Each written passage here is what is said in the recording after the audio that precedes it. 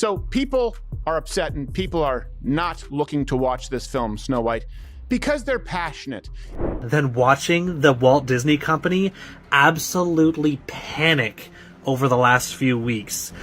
You're replacing jobs that people could have as little people. Okay. Snow White and the Seven Dwarfs, it's for dwarfs, you know? And the first reactions are trickling in and calling it a dazzling hit for the House of Mouse. By far, the most embarrassing spectacle Disney has put on in recent years isn't just the failure of Snow White, it's their utterly pathetic attempt at damage control. This isn't just a flop, this is an all-out catastrophe, a historic disaster for the House of Mouse, and you better believe they are scrambling like rats on a sinking ship. Now, Iger, Bob Iger, as I like to call him, because he lies through his teeth every time he opens his mouth, is desperately trying to plug the holes in this shipwreck of a company. The man has been in full-blown panic mode, flinging out empty corporate statements like a malfunctioning slot machine, trying to convince everyone that Snow White isn't the disaster that it very clearly is. Spoiler alert, it is. It's flopping harder than a fish out of water, and even Disney's once loyal critics, yes, the very people who would defend anything with a Disney label, are turning their backs on the company. And honestly, they deserve it. But you know who isn't staying quiet? Peter Dinklage, the guy who practically set this whole disaster in motion by calling out the film's laughable attempt at modernizing Snow White. And let's be real, when the dude who was actually in Disney's live-action Beauty and the Beast says your movie is a joke, maybe it's time to rethink your life choices. Now, before we get into that, let's talk about Bob Iger's latest desperate attempt at gaslighting the public. Here's what he had to say. As CEO, it is my responsibility to address our goals with our ever-evolving business model, not just on Disney+,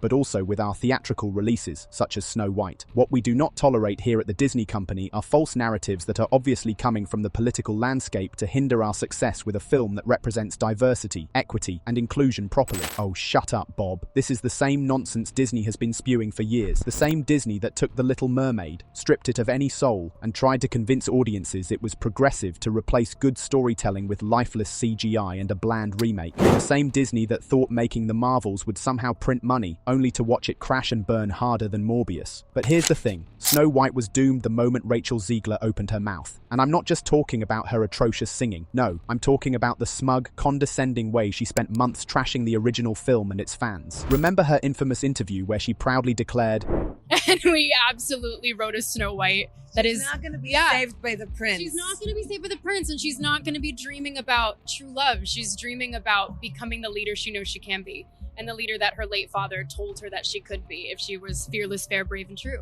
We're not doing the love story because she doesn't need a prince, and laughed about how she only watched the original movie once. Yeah, turns out alienating your core audience isn't the best marketing strategy. Who knew? But let's rewind a bit to the man who saw this train wreck coming a mile away, Peter Dinklage. The guy straight up called out Disney months ago for its hypocritical approach to modernizing the story. And guess what? He wasn't wrong. Disney heard his critique, and instead of, writing a better movie, adding that she hates the original. Nice start.